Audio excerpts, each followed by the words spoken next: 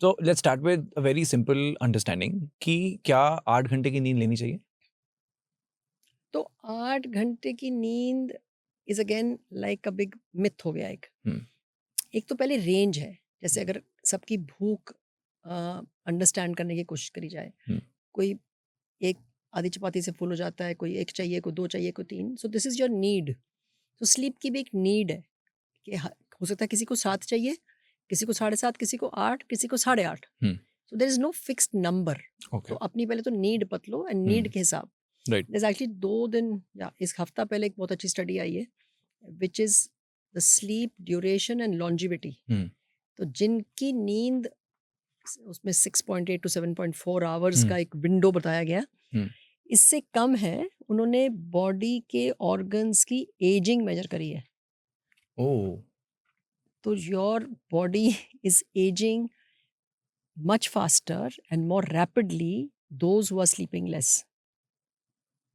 Thousands of people have been studied and they've done very high level kind of, it just got published, so it जैसे बहुत सारे influencers भी हैं अ, जो बोलते हैं कि हम कम सोते हैं। There are many old age people also who are well renowned in the country today और वो बोलते हैं कि हम दिन में 2 या ढाई घंटे सोते हैं, 3 घंटे सोते हैं, फिर भी एक्टिवली काम कर लेते हैं। और उसके बाद लोग कंपेयर करते हैं, हम बोलते हैं हम तो 8 घंटे सो के भी कुछ नहीं कर पा रहे। So what is the reality of sleep कि कितना स्लीप होना चाहिए? अगर हम समझ सकें कि जैसे आपने कहा कि स्लीप भी एज के साथ कम होती है।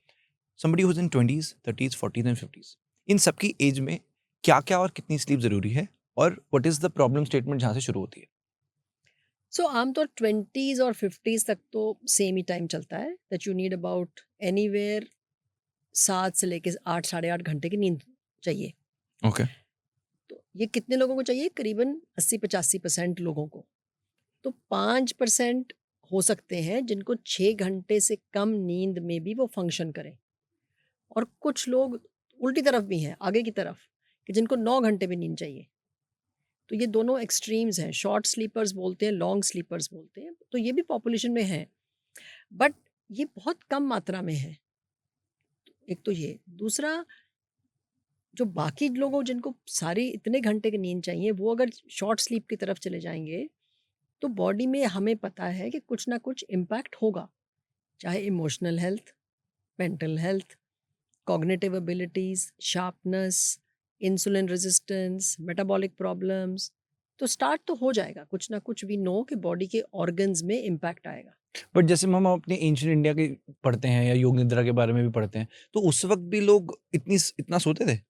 तो उसमें एक हमारे पास कोई पूरी रिसर्च तो है नहीं, बट ये ज़रूर है कि एंशिएंट इंडियन लिटरेचर में भी नींद के बारे में बहुत लिखा गया है हुँ, कि it is a state of being, it is a hmm, state of consciousness. Hmm, तो नींद को इम्पोर्टेंस तो दी गई है। हुँ, अब जो योग निद्रा है या जो योगीज़ हैं, हुँ, उनका ज़रूर कहा गया है कि उनकी स्लीप रिक्वायरमेंट कम है। हुँ, तो अगर उनको 24 घंटे मेज करा जाए, तो कैसे पता चलेगा ये? ये तब पता चलेगा अगर हम किसी इंसान को 24 घंटे डेटा कलेक्ट करें और देखें कि वाक़ई में उस 24 घंटे में कितने घंटे सो रहे हैं। श्योर।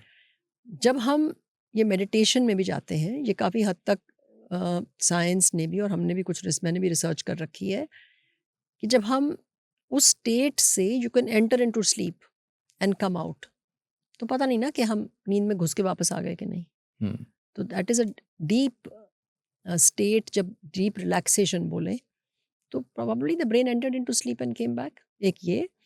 दूसरा, अपनी बॉडी को कुछ लोग ऐसा कुछ ट्रेन कर सकते हैं, हो सकता है कि उनको कम रिक्वायरमेंट हो, हुँ, बट एवरेज पर्सन की बात करें जो नॉर्मल लाइफ लीड कर रहा है, वर्किंग है, तो उसको तो इतना तो चाहिए होगा, otherwise it body will start crashing. Right 7 to 9 answer जो आपने 7 to 8 8.5 हाँ। बस राइट।